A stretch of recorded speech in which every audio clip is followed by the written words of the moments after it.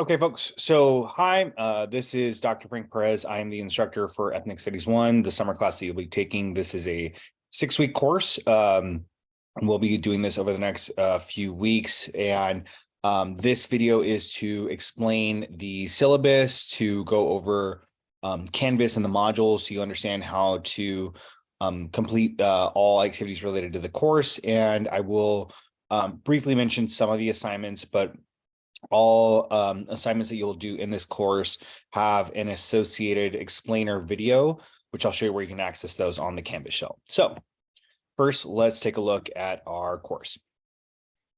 So whether you're in 50595 or 50579, each of these courses are the same. So this video will apply to both. Here I have a general homepage with my name, a brief description of the course, and my contact information. You'll notice that there aren't any set office hours. I do have some on the syllabus. However, you can just make an appointment with me at any time. I can give you a Zoom code, and then we can access and link that together, okay? Please make sure that you check announcements regularly. I will be sending out announcements almost weekly with updates about things we have going on. So just know that that will always be there and available to you. In terms of the syllabus, again, our course, the term, this is an asynchronous class, so we won't meet face-to-face at any point in time. All of the lectures and all other materials are provided for you here on Canvas. So you won't need to do anything else other than just come to the course modules, okay? Again, here's all my contact information. And again, office hours are by appointment only, okay? I won't read in detail the catalog or course descriptions. However, I will give a brief summary of what this class does. So Intro to Ethnic Studies is an exploration of the history of race and racism in the United States, with a particular focus of looking at the history of the 4 historically marginalized communities: African Americans, Asian Americans, Indigenous or Native Americans, and Chicano and Latino communities, okay? And we will look at their experiences through a socio-historical scope. So we're going to look at their history and understand how social forces like government, politics, so on and so forth, have impacted these groups and how they've resisted their discrimination and oppression over time, okay?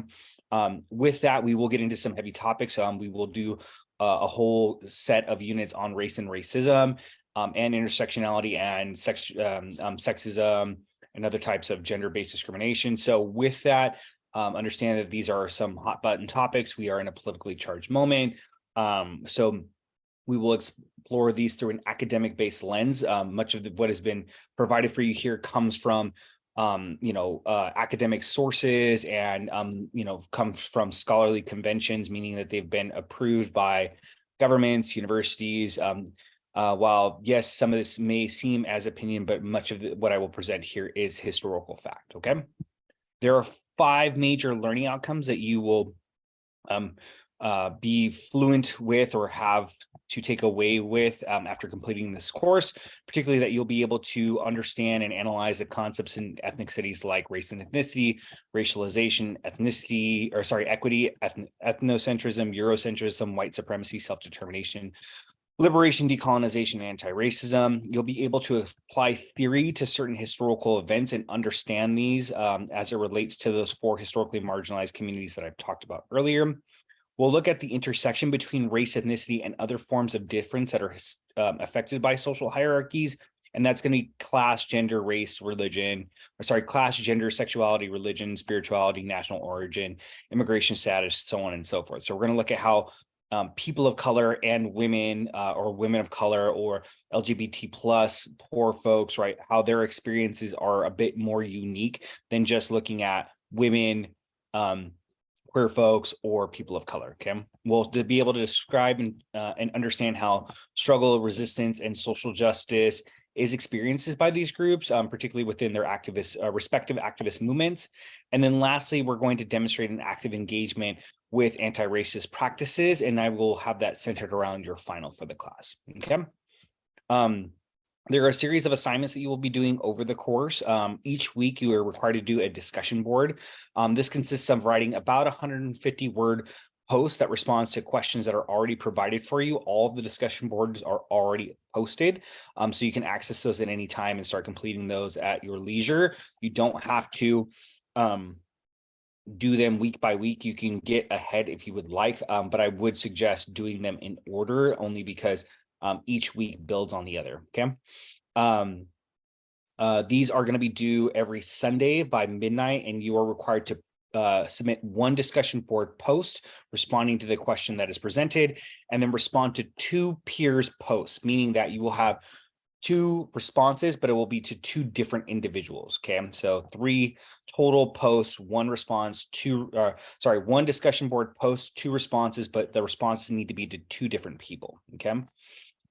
We will do a couple of what are called social justice documentary analyses in conjunction with the reading materials that I've assigned for the course. I've also assigned 2 films. You will review those and write an essay about each of those. In that, each of these assignments has more detailed descriptions on Canvas, where I'll show you how to access those in addition to a video explainer describing how you can complete the assignment and get the most points or do it the most effectively. You will need to reference the films. So know that you will need to watch the films, respond to the questions, and in your responses embed information from the films to support whatever you're arguing. So these will be, technically an argumentative paper or an evidence-based paper. Okay. These are going to be due at the end of the week along with your discussion boards. When you're not doing the social justice documentary analyses, you also will be writing, or will in additionally be writing these reading reaction papers. These are meant to gauge your comprehension of the readings that I provided for you. These as well have detailed assignment descriptions online with video explainers that you can review in terms of how to complete these the most effectively, so that way you can get the most points. You will need to make reference to the course readings and lectures for these. So the difference between the video analyses is that the video analysis is going to be the primary source that you use to support your responses to the questions, where the reading reaction papers are going to be the evidence you're going to derive for your answers is going to be from the course lectures and the course readings. So just keep that in mind in terms of completing these 2 different assignments. Okay. Lastly, sorry, I'll have to change that. We are going to be doing a final centered on writing a letter to an elected official. I've already posted that online. I just need to update the syllabus, and I'm sorry that it's not updated here. It'll be the same points. You will essentially describe a social justice issue that is affecting your community, using a news source as a kind of point of entry, finding a New York Times article, something like that, that describes homelessness,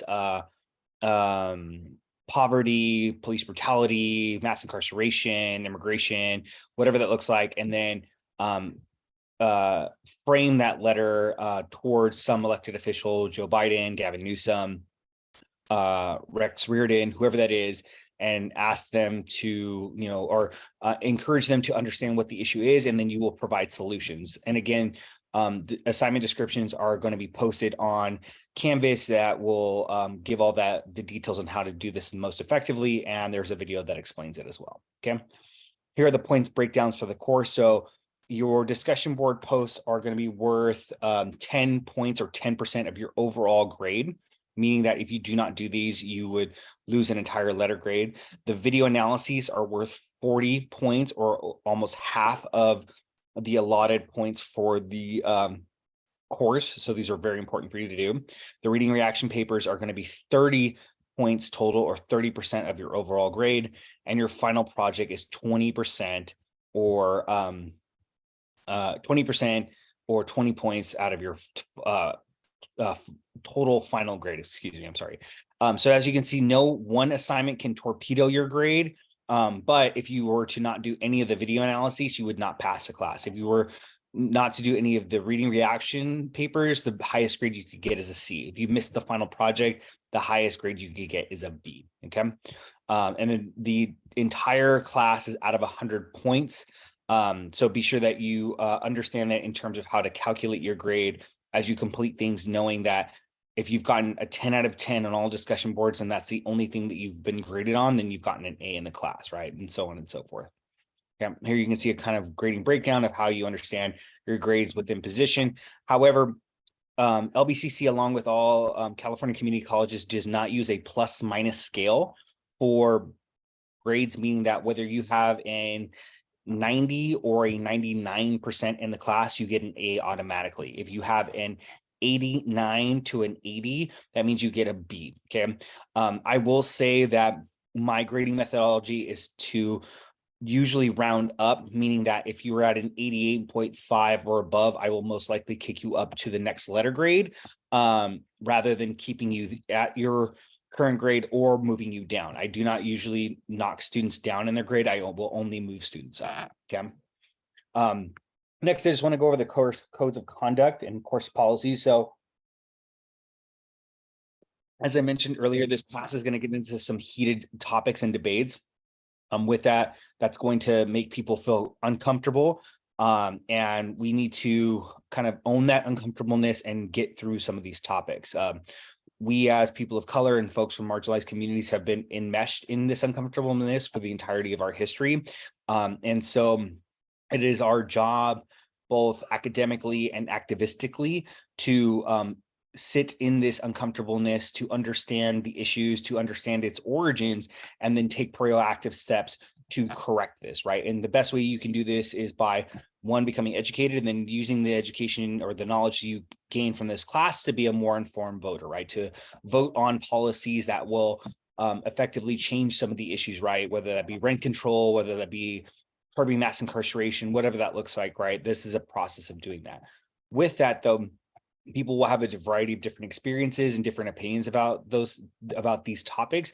I encourage that diversity in our discussions, but I do not want that to be a point of contention where we will start to attack one another for our differences in beliefs. Okay, so we can share in the intellectual exchange and do this in a civil and civic way. However, I do not accept any type of bullying or harassment based upon identity or differences in opinions. If students do not respect each other or respect me for that matter in the process of these conversations, then I will take appropriate actions, appropriate disciplinary actions to deal with that. So, but in my 9 years of teaching, I've only had one major incident, and I've rarely had these incidents online. So I am confident that you all, as young people, as students, as civic or civilly minded adults, will be able to engage in this conversation and in these topics in a way that will be proactive. Okay. In terms of Netiquette, I have a couple major things that I want to make sure that we're clear on. So the way the modules work is in a waterfall methodology. So you will start at the top of the module and work your way down. The course materials are sequenced in a way that you complete them step by step, and in doing so will prepare you to do all the assignments effectively or well, or get the most points on them. So make sure that you do that. Week 1, go through all of the readings, all of the lectures. Then once you've done all of that, complete the assignments. Okay, and that's going to be the best way to get that, to get through this course expeditiously. Okay, make sure you regularly check your email. Again, I'm going to be sending stuff out at least once or twice a week, most likely up to twice. This will be particular when I go over any assignments, if I give general feedback to the course, or if there's any updates. Okay, so make sure that you're always checking your email. Okay. Thirdly, and this goes back to what I mentioned earlier, in any discussion board or communication with peers, make sure you use the most respectful language as possible. Again, you can debate one another and disagree, but I still want us to do so in a way that is collegial, that is civil, and so on and so forth. Right?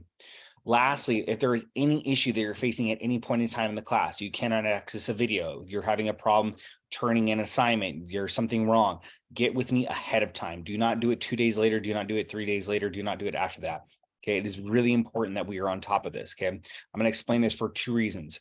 One, I have a 1-year-old. Okay. He takes a lot of my time up, and I have to be here watching him almost the entirety of my summer vacation. 2, my wife was just diagnosed with breast cancer, and I'm also her full-time caregiver right now. So with that, my life is going to be a bit crazy beyond what I would do in the normal scope of a summer class. So please get with me ahead of time as much as possible. I'm understanding I've had loved ones die when I was in school. I've worked multiple jobs while I was in school.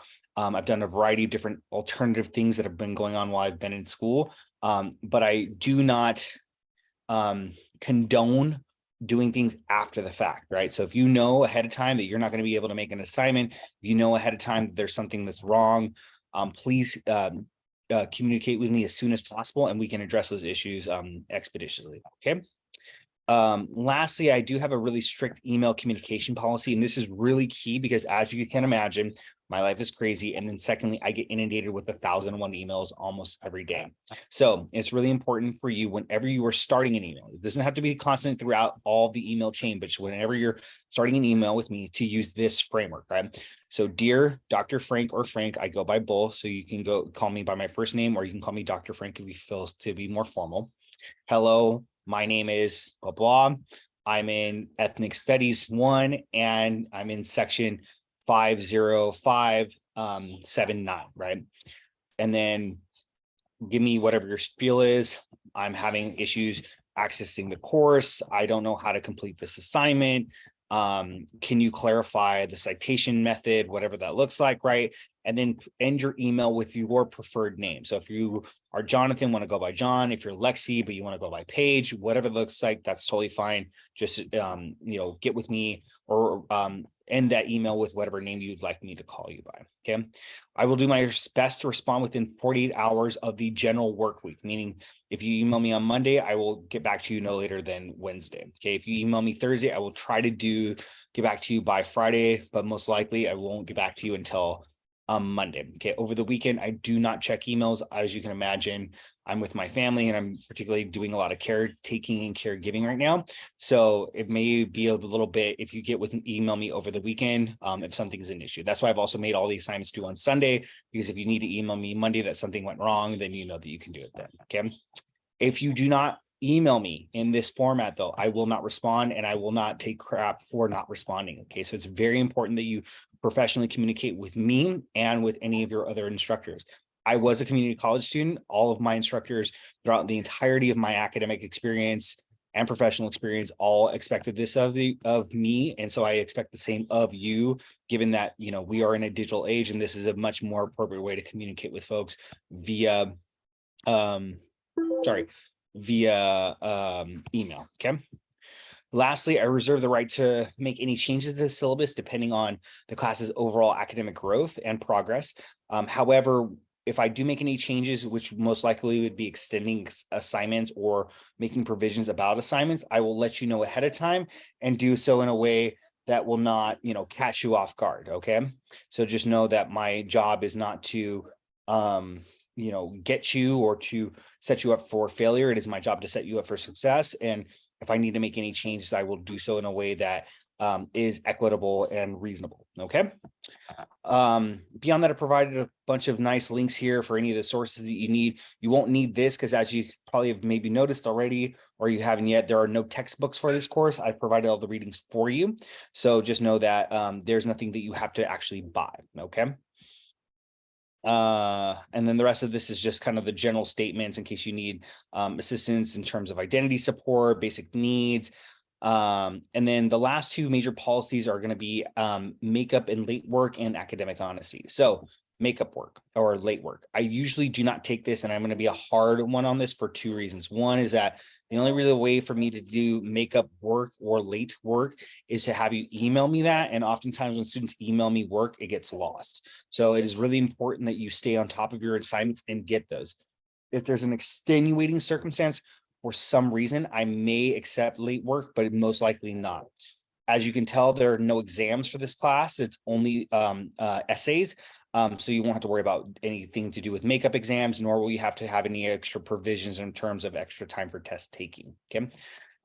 Academic honesty.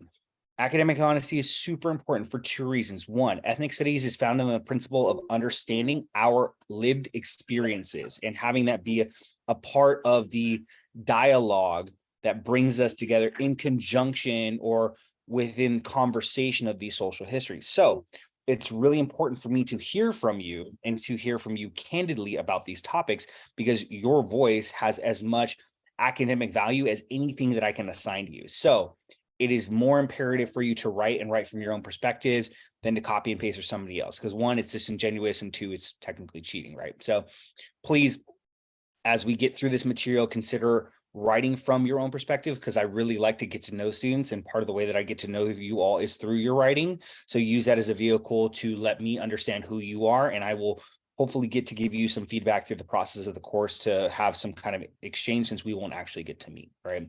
And again, if you do end up quote unquote cheating or plagiarizing, then I will have to take appropriate disciplinary actions, which I don't want to do either. Okay. In terms of how to do any other citations or anything in relationship to academics honesty, I've provided additional supports here, and all of these are embedded in any assignment where you have to do citational work. Okay. Lastly, all assignments need to be submitted as either Word documents or PDFs. Okay. And that's really important because students have been sending me a lot of really funky files, Google Docs. They'll give me links to different assignments on clouds and so on and so forth, and I cannot access those. So if you cannot send me your document in a way that I can access it, I'm just going to give you a 0. Okay. And it's not a trying to be mean philosophy. It's that I need this to be as easy as possible. The easier it is for me to access your work, to read your work, and to score your work, the more likely I am to give you more points. The harder you're going to make that process, the more likely that you're not going to get a good score on that paper. So make sure that whenever you're completing any of the essays, that you submit those essays as either Word documents or PDFs only. Okay. With that, here we can see the course schedule, and my assumption is that this is probably going to have to be updated because this isn't going to be true to the assignment dates. So I will pick these up or move these around. So just know that this isn't correct, but we will go over the kind of history of ethnic studies to begin with, and then we're going to look at race and ethnicity, and then theories of race and gender and racism within the first week of class. The first week of class is going to be centered on understanding the syllabus and going over the history of ethnic studies and the battle for it. The second week, we will be looking at race and ethnicity, theories around race and gender and intersectionality and racism. And your first reading action paper is going to be due. Week 3, we will look at African Americans and Latinos in the United States.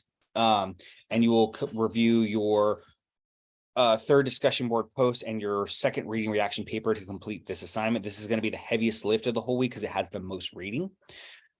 On week 4, you will watch the second film in the series on colonialism, particularly in Latin America, but we'll also frame our discussion around Native Americans in the United States. And we have a variety of readings set on that. On week 5, we are going to look at Asian Americans in the United States, and then we will think about some ways to deal with the historic issues in the United States through an article by Charles Gallagher about how to improve race relations. Okay. And then lastly, your final is going to be due week 6. Okay. And you'll have that entirety of those 4 days or that last kind of half week to do that. All right. So let's go over the modules quickly, just so you can see how those are set up. So going down, we don't really have to worry about any of this stuff. So here's the email and communication policies again. So you know all of those student support links are here. Paper writing supports are there in case you need any refreshers on citations. I've linked here to the library guide and also to OWL Purdue, which is a great resource in how to write papers. Week 1, here's our syllabus breakdown video, which I'm going to post a little bit later. Ethnic Studies summer syllabus, which has the updated calendar. So know that the one that is linked here has all of the new information. And here's all of that stuff that you need to do, right? So our reading, our lecture notes, right? The video itself to the lecture, and I have a YouTube channel that has all of the lectures posted, the video for this week, the video analyses, and the discussion board, all the stuff you need to do. And again, these are going to be, those breakdown videos are going to be how to complete the assignment along with reviewing the actual assignment link. And you can see that the assignment due dates are updated to reflect our current calendar. Okay. Week 2, same thing. Here's all that material, right? You're going to get through all of that. Once you get done with that, you'll complete your second discussion board post and your first reading reaction paper. Week 3, same thing all the way down. Discussion board 3, reading reaction 2. Week 4, same thing. Week 5, and then lastly, week 6. Okay. I do offer extra credit for the course.